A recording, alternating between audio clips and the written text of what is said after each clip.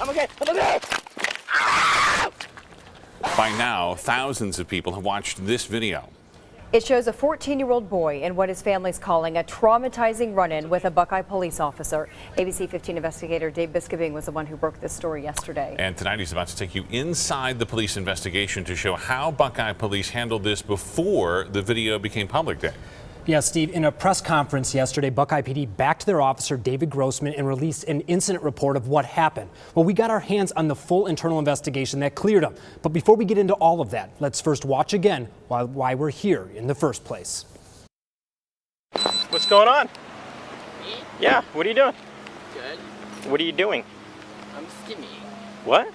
How you doing with this? What is that? Stop walking away from me. It's a stream. Okay, so why are you bouncing around all the way? You have any ID on you? No. Don't go anywhere. All right, just relax. Are you okay? Are you okay? I'm okay. I'm okay.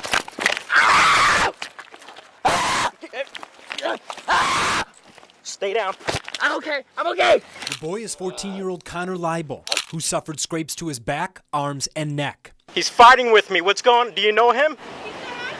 Okay. Here's a copy of that internal investigation. It shows a sergeant, lieutenant, and assistant chief all decided that Officer Grossman utilized a reasonable level of force and had reasonable suspicion to stop and detain the boy. Now, if you're wondering what Connor was doing in the park, he was stimming. In this video from his family, you can see the coping mechanism where he flicks string in front of his face. It's that behavior Buckeye police decided was enough reasonable suspicion for Officer Grossman to try and handcuff and detain Connor.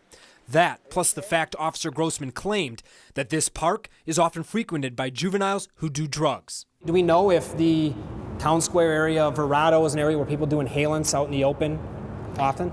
You know him. Unfortunately, I'm not on patrol, so I don't deal with this kind of stuff as being in the office.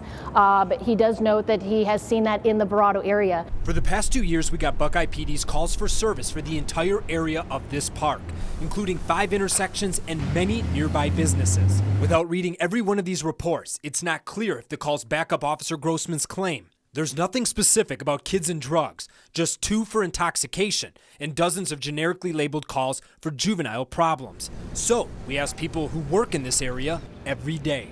I mean, we're here 11 hours a day. There's nothing like that going on. These 2 men work at the barbershop directly across the street with a direct view of the area. I've been here almost 2 years. And you? 2 years. 2 years, and they say nothing like this. Okay. He's only 14 years old.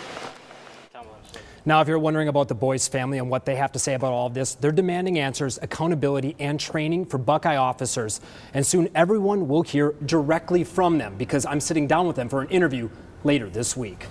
Yeah, I know you'll continue to follow it. Thanks so much, Dave. Yeah, and you can see all of this for yourself on our ABC 15 investigators page. We have posted copies of that internal investigation, the calls for service, and the full video of that incident.